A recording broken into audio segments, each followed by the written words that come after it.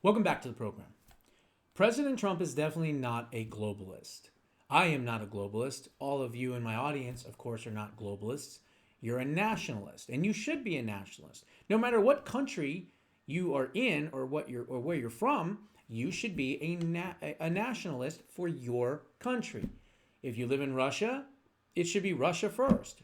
If you live in Israel, it should be Israel first. If you live in America, it should be America first. If you live in Germany, it should be Germany first. Anywhere in the world, you should put your own country first. Okay? Now, the left and their ideology is collectivism, it's progressivism, it's a shared prosperity. And that is a fancier word for socialism and communism, right? They don't believe that you should be putting your country first. You should be putting other people in other countries first before you. That's why we had an open border for all these years and all these people coming in, because they prioritized other people in other countries rather than Americans. Obviously, that is now completely changing. So, what President Trump is doing, essentially, is he's going after the globalists. And how is he doing that? Well, we saw already in what he has done with Maduro. That was absolutely a move to go after the globalists, because it takes all of their oil from the biggest crude oil reserves in the entire world, now under our control. Plus, they had a lot of gold as well, now again under our control. So that hurts the globalists, China, Russia, the ones that were dependent on that oil.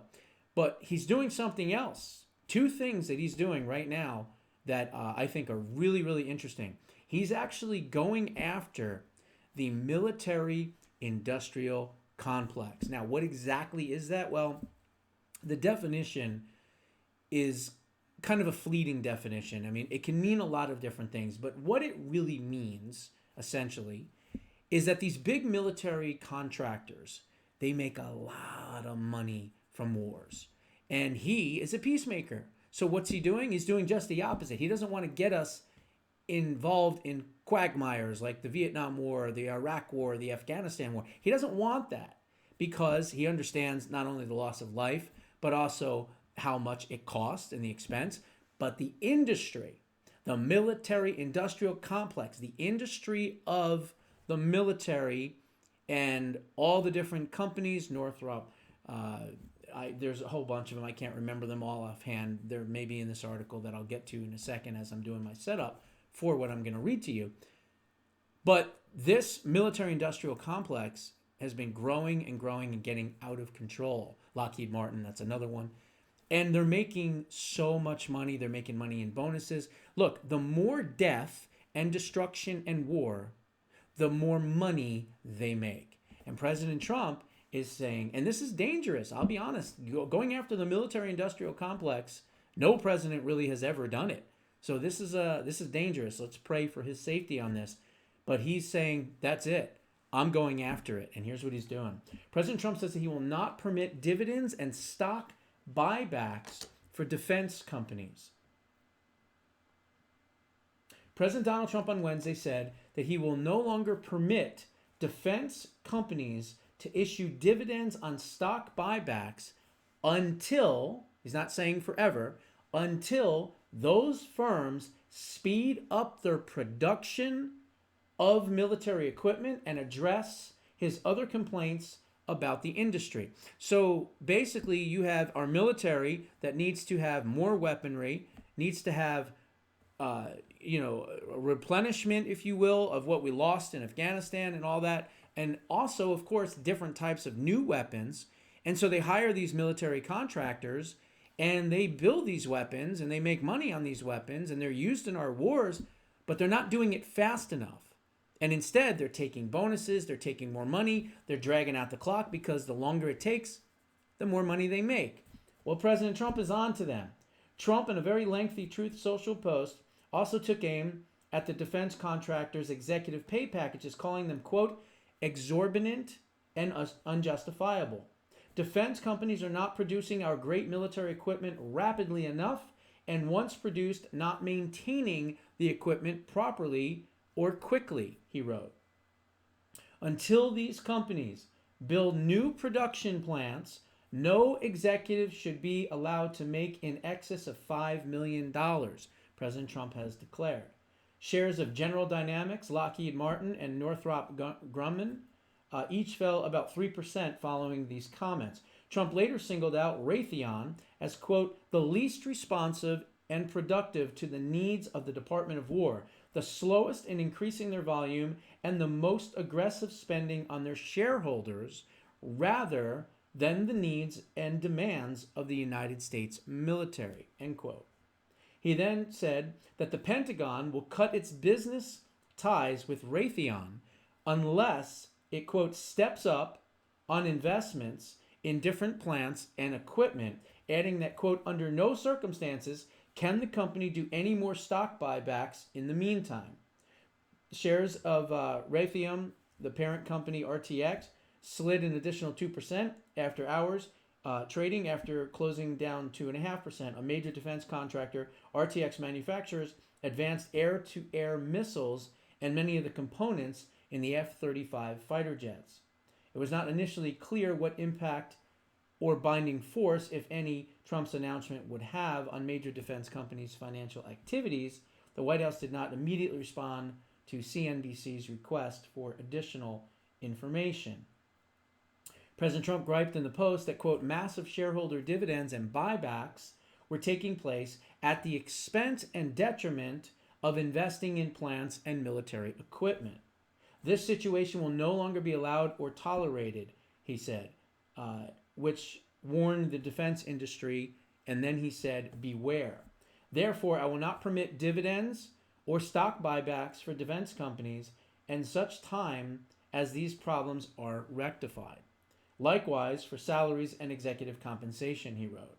Military equipment must be built now with the dividends, stock buybacks, and overcompensation of executives rather than borrowing from financial institutions or getting the money from your government, Trump added. So what he's also saying here is that he's worried about the national debt, and he's looking for a way to get the debt down, and these military contractors just want government money so that they can build these things and charge us where the debt goes back up, right? So President Trump is a businessman to the point where he's looking at everything. He's run companies for many, many years, and he can look at a profit and loss, and he knows how to cut, and he knows where to gain, and he knows all of these things. And that's why he's, quote, not a regular thinking, at least, president and politician. So then it goes back to say this. While the tech industry leads the way in buybacks, defense companies have also spent big repurchasing stock in recent years. Northrop Grumman, for example, spent $1.17 billion on stock buybacks in the 9 months ending September 30th and paid out $964 million in bonuses and dividends to shareholders over that time period. Lockheed Martin spent $2.25 billion on stock buybacks in the 9 months ending September 28th, while paying out $2.33 billion in dividends. Northrop, Lockheed, and RTX did not immediately respond to requests for comments on Trump's post. General Dynamics declined to comment as well.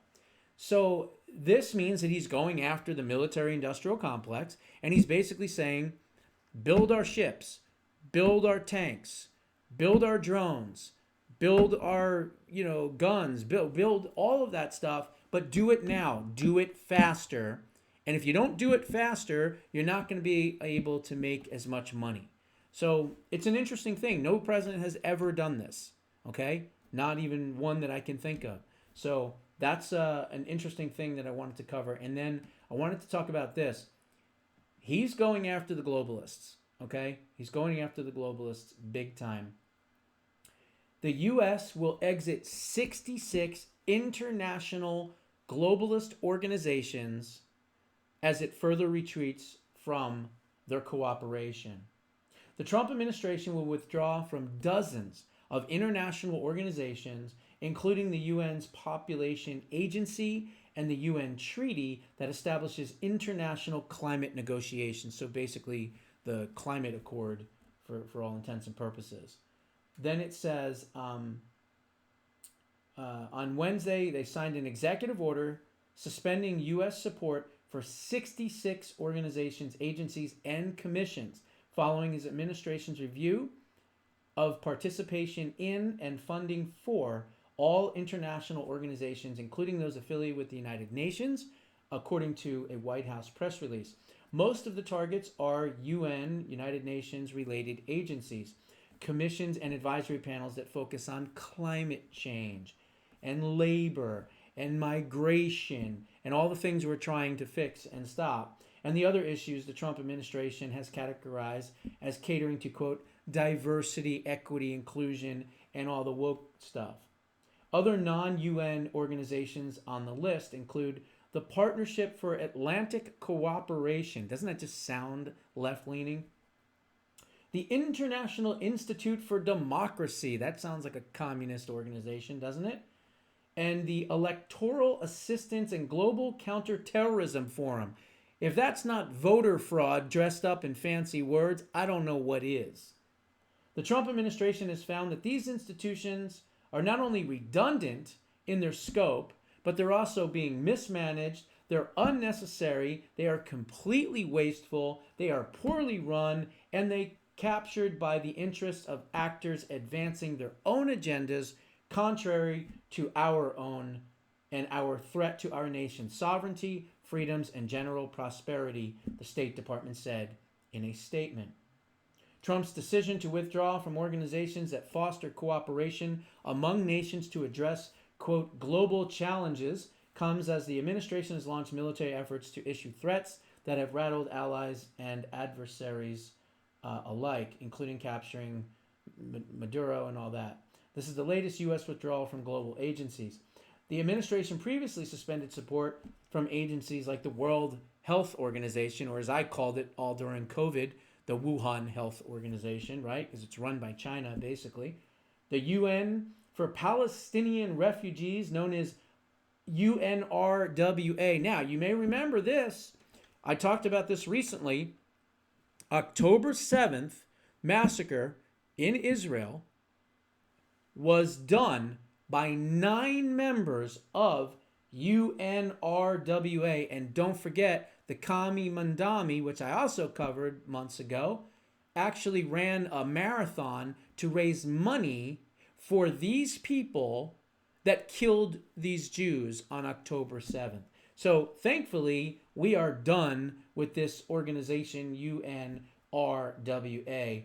Also, the United Nations Human Rights Council, you know, the ones that like to rape children and say that they're protecting children. Yeah, them. And the UN Cultural Agency, UNESCO, as it has taken a larger a la carte approach to pay its dues to the world body, picking which operations and agencies they believe align with President Trump and his agenda and those which no longer serve U.S. interests. I think what we're seeing is the crystallization of the U.S.'s approach to multilateralism, which is in my way or the highway, said Daniel Forte, head of the UN affairs at the International Crisis Group. It's a very clear vision of wanting international cooperation on Washington's own terms. Well, when globalists have organizations that threaten the sovereignty of the United States, that threaten the people of the United States with mass immigration and all these other things, if they have DEI, if they have woke policies, guess what? We don't want any part of that. And so President Trump is withdrawing from these 66 organizations, which is a way of fighting globalism. As I've said before, we should all be nationalists for our country. It should always be America first, no matter what. And if you're in another country and you're in Australia, for instance, it should be Australia first. You should always want to take care of yourself and your people first before helping anyone outside of your country's boundaries. That's just common sense. So this whole globalism thing is built on the lie of shared equity and collectivism. It's communism dressed up as humanitarian aid. Okay, that's the best way to explain it and to describe it. And you know what? President Trump is onto them. He's onto their game, and he's not interested in playing in the collectivist, globalist, fake humanitarian bullshit that they have been putting together and coming with against us and our best interests for decades. No more. Those are my thoughts. What are yours? Put them down in the comments below. We'll see you in the next one.